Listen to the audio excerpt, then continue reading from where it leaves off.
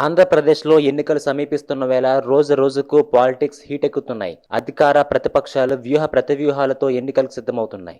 ఇప్పటికే అభ్యర్థుల ఎంపికపై వైఎస్ఆర్సీపీ అధిష్టానం వేగంగా ముందుకెళ్తుండగా 4-5 రోజుల్లో తమ అభ్యర్థుల మొదటి విడత జాబితాను ప్రకటించేందుకు తెలుగుదేశం, జనసేన కూటమి కసరత్తు చేస్తోంది. ఎన్నికల ముందు అసెంబ్లీ సమావేశాల నిర్వహణకు ప్రభుత్వం సిద్ధమవుతోంది. ఈ నెల 5వ తేదీ నుంచి అసెంబ్లీ సమావేశాలు ప్రారంభం కానున్నాయి. దీనికి సంబంధించి గవర్నర్ అబ్దుల్ నజీర్ నోటిఫికేషన్ విడుదల చేశారు. ఈ నెల 5వ తేదీ ఉదయం 10 గంటలకు ఉభయ సభలు ప్రారంభం కానున్నాయి. ఈ సమావేశాల్లో మొదటి రోజు గవర్నర్ అబ్దుల్ నజీర్ ఉభయ సభలను ఉద్దేశించి ప్రసంగిస్తారు. ఆ తర్వాత సభ వాయిదా పడనుంది. సభ వాయిదా పడిన తర్వాత బిజినెస్ అడ్వైజరీ కమిటీ బీఏసీ సమావేశం జరగనుంది. సమావేశాలు ఎన్ని రోజులు జరపాలనే దానిపై నిర్ణయం తీసుకోనున్నారు.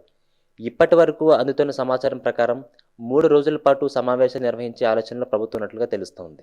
ఎన్నికల ముందు జరుగుతున్న సమావేశాలు కావడంతో ఓటర్ అకౌంట్ బడ్జెట్ను సభలో ప్రవేశపెట్టనుంది ప్రభుత్వం. ఈ నెల 6వ తేదీన గవర్నర్ ప్రసంగానికి ధన్యవాదాలు తెలిపే తీర్మానం ప్రవేశపెట్టి చర్చించే అవకాశం ఉంది. అదే రోజు సభలో బడ్జెట్ ప్రవేశపెట్టే యోచనలో ఉంది. ఈ నెల 7వ తేదీన బడ్జెట్కు ఆమోదం తెలపనుంది. పలు బిల్లులను ఉభయ సభల్లో ప్రవేశపెట్టనుంది సర్కార్. ఎన్నికలకు ముందు జరుగుతున్న అసెంబ్లీ సమావేశాలకు వైఎస్ఆర్సీపీ, తెలుగుదేశం పార్టీలు సిద్ధమవుతున్నాయి. 5 ఏళ్ల వైసీపీ ప్రభుత్వ హయాంలో జరిగిన అభివృద్ధిని అసెంబ్లీ సాక్షిగా మరోసారి ప్రజల్లోకి తీసుకెళ్లాలని అధికార పార్టీ నిర్ణయించింది. ఇక సమావేశాలకు తెలుగుదేశం పార్టీ సభ్యులు హాజరు కానున్నారు.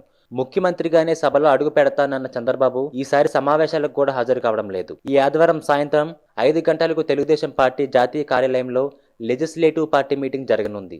చంద్రబాబు అధ్యక్షతన జరిగే ఈ సమావేశానికి ఎమ్మెల్యేలు, ఎమ్మెల్సీలు హాజరు కానున్నారు. అసెంబ్లీలో లేవనెత్తాల్సిన అంశాలపై ప్రధానంగా చర్చించనున్నారు. ఏ అంశాలపై చర్చించాలని దానిపై ఇప్పటికే ఓ నిర్ణయానికి వచ్చినట్లుగా తెలుస్తోంది. ఎమ్మెల్యే గంటా శ్రీనివాసరావు రాజీనామా ఆమోదం అంశంతో పాటు ఎమ్మెల్యేల అనర్హత పిటిషన్ విషయంలో స్పీకర్ తీరుపై సభలో లేవనెత్తాలని ప్రాథమికంగా చర్చించారు.